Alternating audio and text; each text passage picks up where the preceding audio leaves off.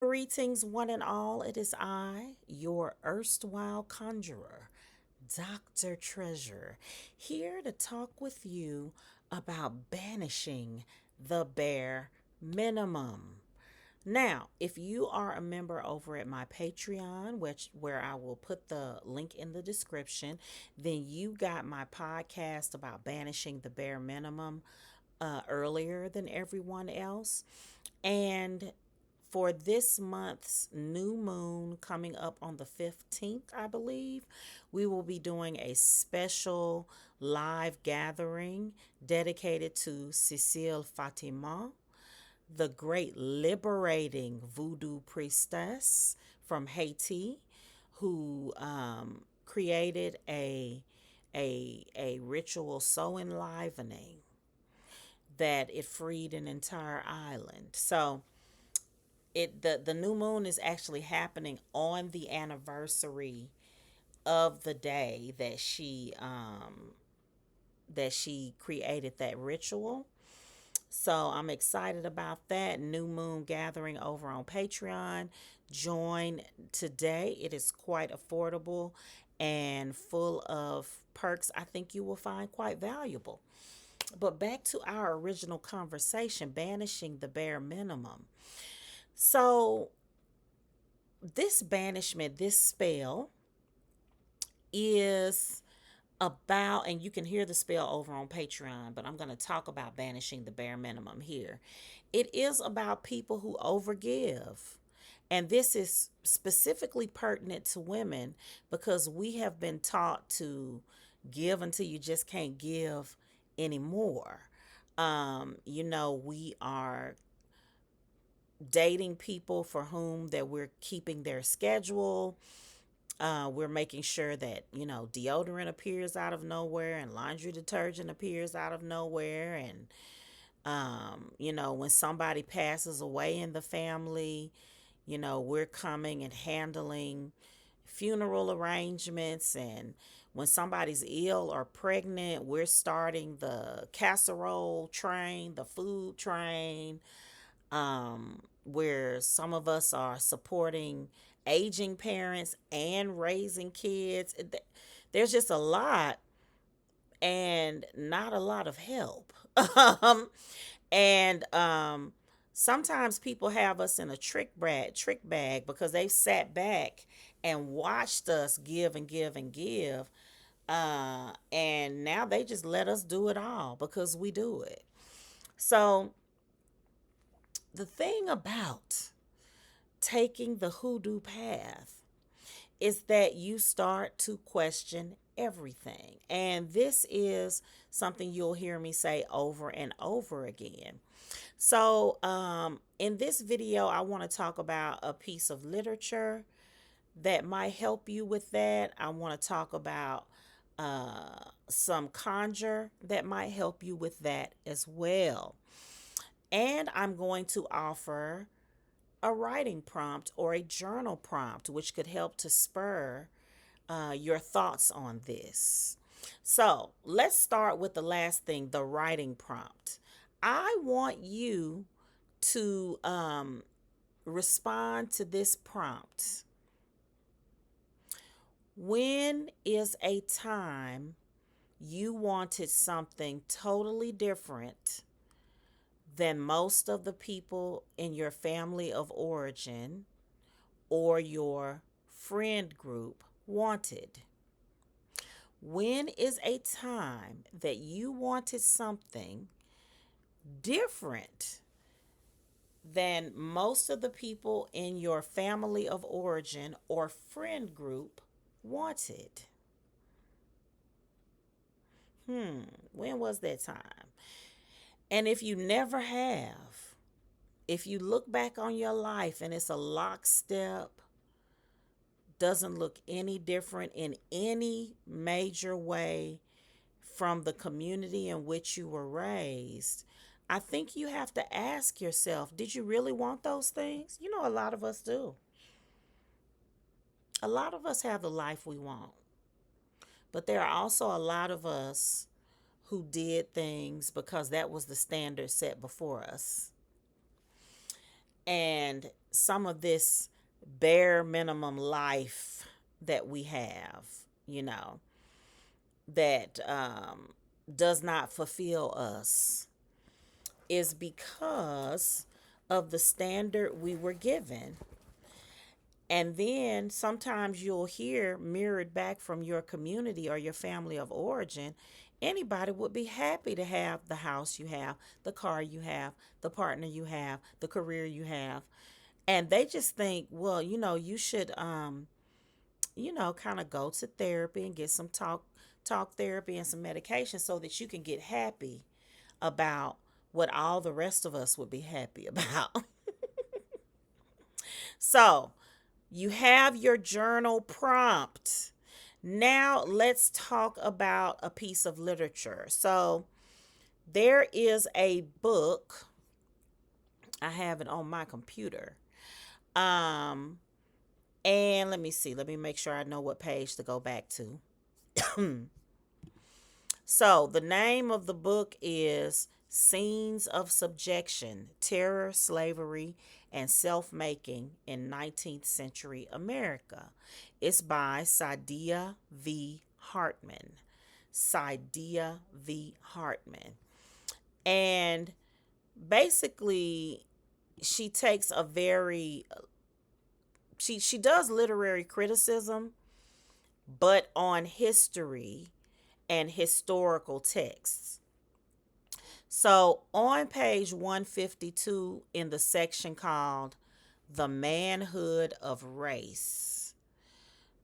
So I'm going to read this section, and it starts on actually page 153 at the top. It says,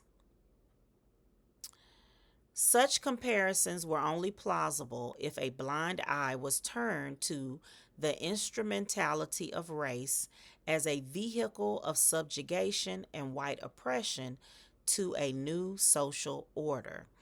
And what she's referring to is the frequent references to white people who started out with less than the recently emancipated and had risen to wealth and power. She's saying, hey, they used to, in different documents, say to the recently emancipated, hey, this white person was homeless and turned out of their family's home. They landed in a new state with the homesteaders, and now they own, 2 stores and 40 acres of land. And Saidiya Hartman is saying, hey, that comparison is only plausible if you turn a blind eye to the fact that this is black people who were recently emancipated from slavery being compared to white people who've never been enslaved. Then she goes on to say, Fisk, the author of Plain Counsels, claimed that he was acquainted with many white persons who commenced married life 25 years ago with as little as you have now, and who work with their hands for less than is given to you, and are now in very easy circumstance. White people were to be regarded as living proof of the rewards realized by hard labor than as examples of the privileges afforded by whiteness. Of course, race mattered little if rewards were actualized on the basis of hard labor and everyone enjoyed the fruits of his labor. However, as this certainly was not the case, the willed innocence of abstract equality depicted a democratic distribution of opportunities in the context of racist domination, pervasive violence, and extreme exploitation, and anticipated outcomes that obfuscated the condition of the South. Moreover, as whiteness remained the standard bearer of value, the possibility and opportunity proffered were inherently racialized. So basically, what Saidiya Hartman is saying is you cannot compare apples to oranges, and the standard is also not preferable. So the standard that newly emancipated black people were given was be like white people, be as industrious as white people so you can create a life like white people, which, when you think about it for only 3 seconds, makes sense. But when you get to that fourth second, you start to think, oh, wait a minute. Homes where the man is a despot and the woman is captured and owned by virtue of being given a golden ring when they stand up in front of the preacher and sign that contract, when she is given away by her father. um this is a time where, of course, women couldn't own property, couldn't have bank accounts, could not make any decision without a male, a responsible male, be it a husband, father, or even older brother or younger brother in some cases. So there were a lot of problems in the family structure and societal structure. But when you're coming from hell, another hell that's a slight bit cooler looks good. So, why am I mentioning this? I am mentioning this because when we think about the bare minimum, we think about generations of bare minimum standards in the US sold to us as the epoch, as the epitome, as the summit, as the highest point, when in truth, being enslaved was horrific. But entering into what um, dominating, colonizing, settling, genociding, and land thieving powers in the country had created was not preferable. It seemed so at the time, but there was a better way to do things, and their example was so wide that we couldn't see around it. They also controlled all of the means of production, so we couldn't work toward it.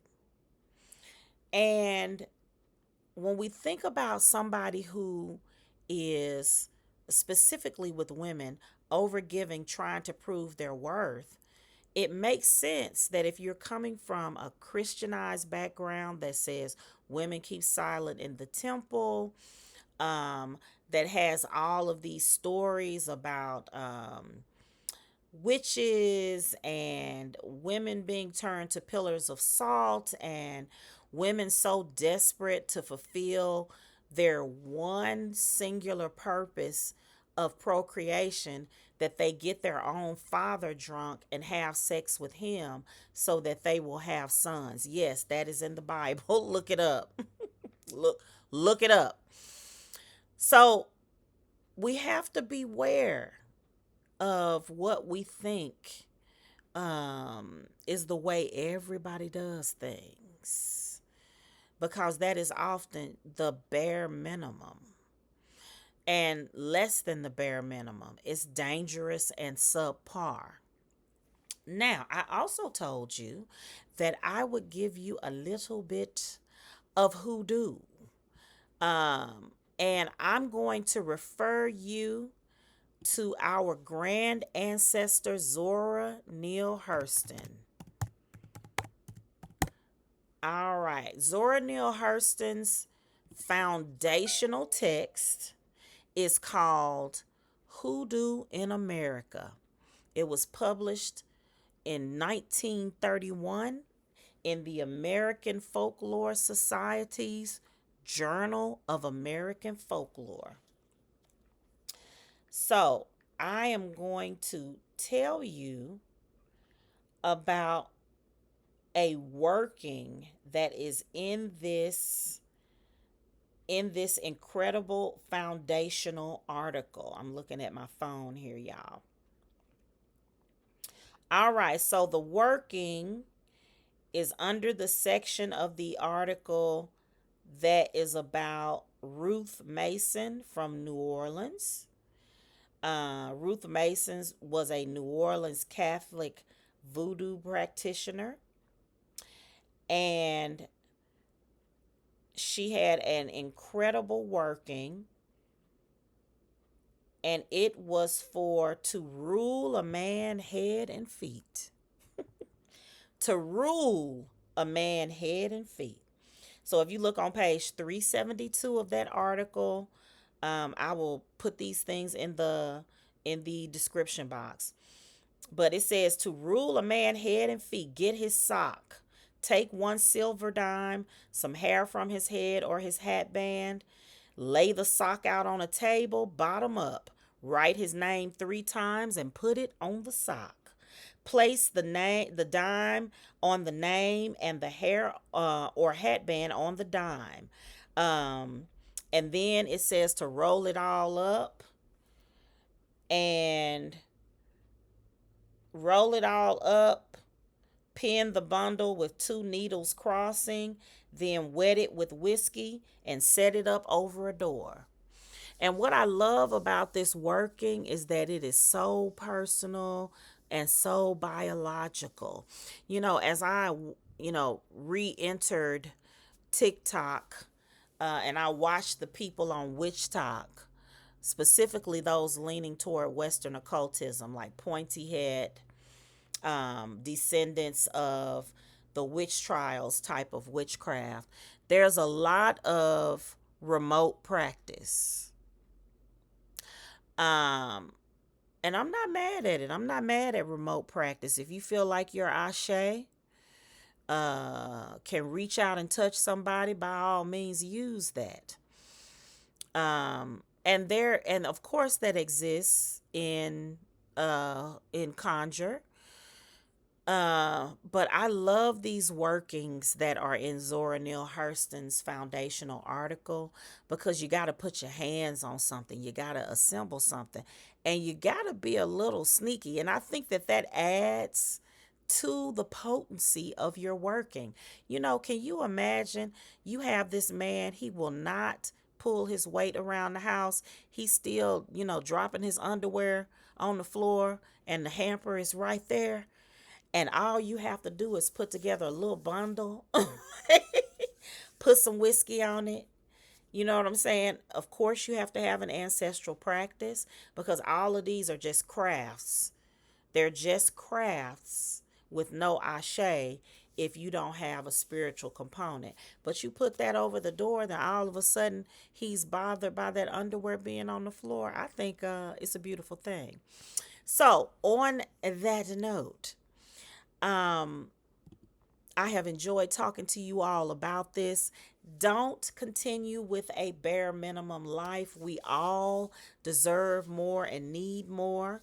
I would love for you to subscribe, like, and share this video, and hit reply and tell me about the journal prompt, or the literature, or the working that I shared with you.